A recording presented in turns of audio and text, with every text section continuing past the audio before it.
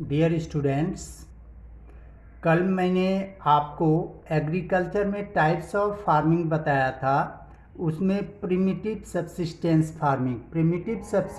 Farming में क्या देखा था, जो प्राचीन पद्धति के अनुसार कृषि की जाती थी, जिसमें प्राचीन जो कृषि के औजार थे जैसे होय, दाव, डिगिंग स्टिक्स, इस सब की सहायता से खेती की जाती थी।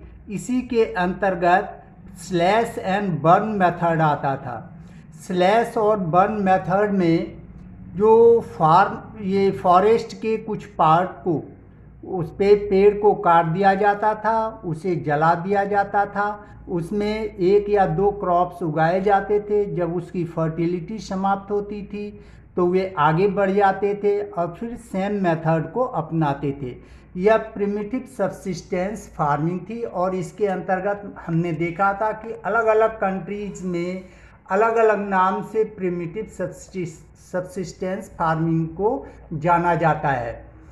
अब दूसरा हमने देखा था intensive subsistence farming. Intensive subsistence farming में हमने देखा था कि एक छोटे से पैच ऑफ लैंड में फैमिली मेंबर्स द्वारा जो उस पर फार्मिंग की जाती थी, या उस पर बाहर से लेबरर भी हायर किए जाते थे और उस छोटे से फार्म से अधिक प्रोडक्शन प्राप्त करने के लिए मॉडर्न इनपुट्स का उपयोग किया जाता था। Tractor, harvester, HYB seeds, insecticide, pesticides, इस सब का प्रयोग किया जाता है ताकि अधिक से अधिक प्रोडक्शन प्राप्त किया जा सके। इसके अंतर्गत देखा कि पैच ऑफ लैंड स्मॉल होता है, इसी कारण से इसमें लेबरर, जो लैंड पर जो वर्कर की प्रेशर होते हैं, अधिक होते हैं। थर्ड में हमने देखा था कॉमर्शियल फार्मिंग। कॉमर्शियल फार्मिंग का उद्देश्य होता है कि इसके प्रोडक्ट्स को बेचकर अधिक से अधिक आर्थिक लाभ कमाना। इसके अंतर्गत लार्ज एरियाज में सेम टाइप्स ऑफ क्रॉप्स को उपजाया जाता है।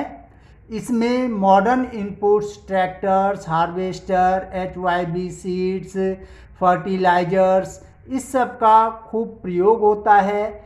लेबरर्स का अधिक से अधिक हायर किया जाता है और यह काफ़ी एक्सपेंसिव होता है। और इसके द्वारा जो फार्मर्स हैं अधिक से अधिक जो है वे इकोनॉमिकल कंडीशन में इम्प्रूव लाना चाहते हैं। कुछ जो हम क्षेत्र में एडिबल फार्मिंग होता है, उसी को दूसरे क्षेत्र में कॉमर्शियल फार्मिंग के रूप में उपयोग में लाया जाता है।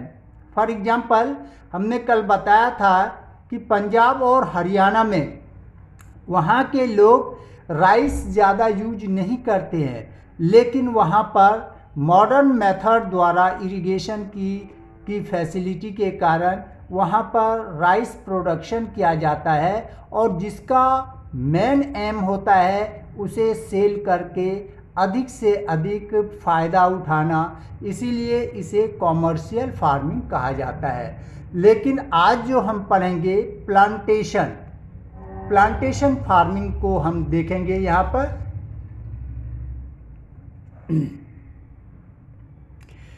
आ type of commercial farming. Plantation farming भी एक तरह से कॉमर्शियल फार्मिंग है। इसके अंतर्गत देखेंगे plantation farming is a typical commercial farming which produces raw material for various agro based industries. So plantation has an interface of agriculture and industries.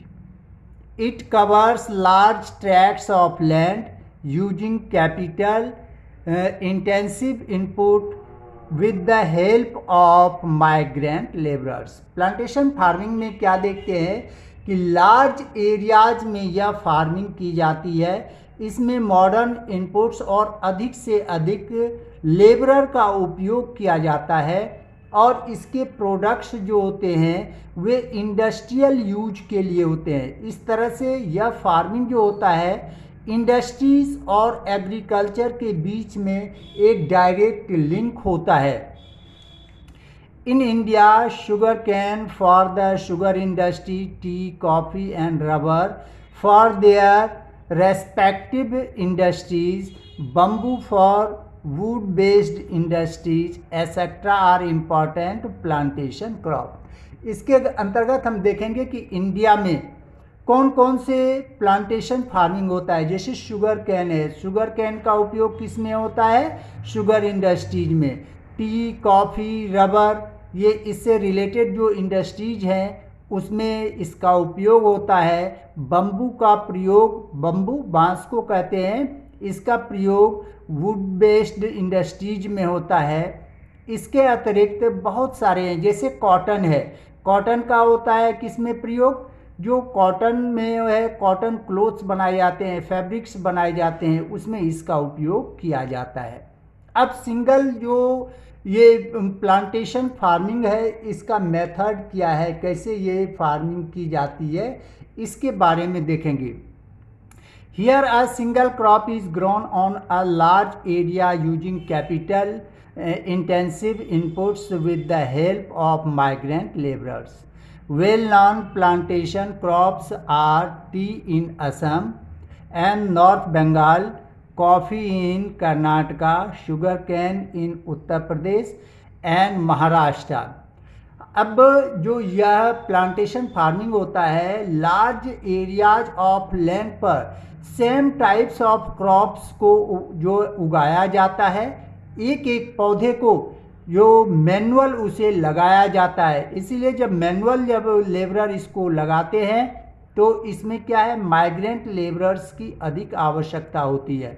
और जितने ज़्यादा ये माइग्रेंट लेबरर्स और साथ ही साथ मॉडर्न इनपुट्स का यूज होगा, उतनी ही ज़्यादा यह फार्मिंग, कोई भी फार्मिंग एक्सपेंसिव होगा। और इसमें प्लांटेशन फार्मिंग में चूँकि माइग्रेंट लेबरर्स और जो मॉडर्न इनपुट्स है उसका अधिक से अधिक उपयोग होता है, इसलिए यह फार्मिंग काफ़ी कॉस्टली होता है।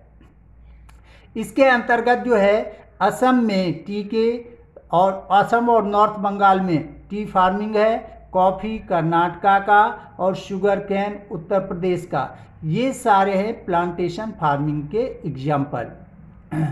Since the production here is mainly for the sale to industries, a good network of transport and communication has been developed to connect the plantation areas to the processing industries. Degree of marketization enhances the development of plantation. अब चूँकि इसका आपने देखा कि plantation farming का जो product होता है वह डायरेक्ट इंडस्ट्रीज़ के उपयोग के लिए होते हैं, इसीलिए इंडस्ट्रीज से डायरेक्ट लिंक के लिए ट्रांसपोर्ट की सुविधा अच्छी होनी चाहिए और कम्युनिकेशन की सुविधा होनी चाहिए, ताकि जो फार्म से प्रोडक्ट हो वह डायरेक्ट इंडस्ट्रीज तक पहुंच सके, जिससे कि फार्मर उसका सही ढंग से जो है सही टाइम पर इंडस्ट्रीज में उसे पहुंचा सके। अब इसके आगे हम देखेंगे, जब क्रॉपिंग देख लिया तो क्रॉप पैटर्न हम देखेंगे। क्रॉपिंग पैटर्न कि किस प्रकार से फार्मिंग की जाती है, किस किस सीजन में कौन से प्रोडक्ट्स उपजाए जाते हैं, इसके बारे में हम नेक्स्ट क्लास में देखेंगे।